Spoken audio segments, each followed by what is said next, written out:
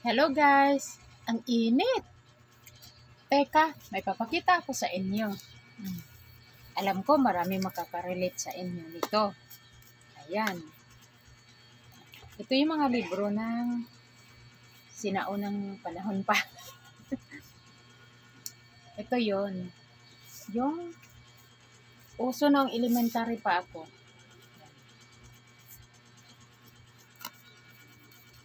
Ito hanggang ngayon nandito pa. Di ba uso yung ganitong babasahin? Ngayon, hindi na talaga pinapansin ng anak ko kasi tinago ko talaga to.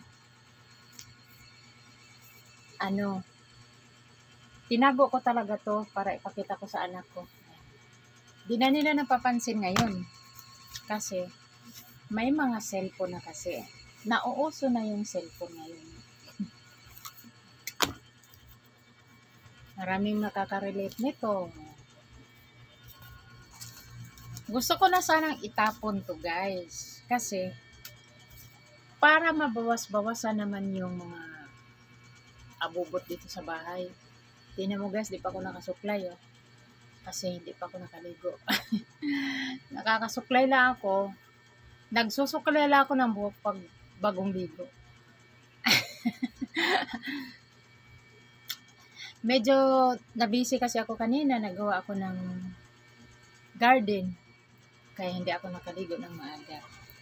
Isa pa, wala naman akong lakad. Kaya tanghali na ako makakaligo.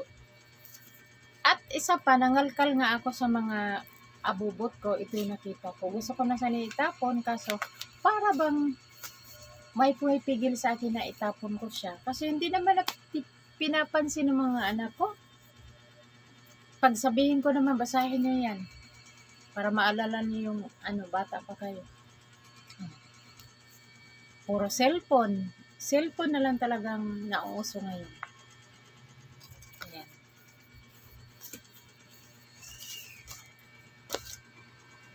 Mag-comment lang kayo guys kung nakarelate kayo dito sa libro na to. Hindi na talaga pinapansin to ngayon. Bye guys!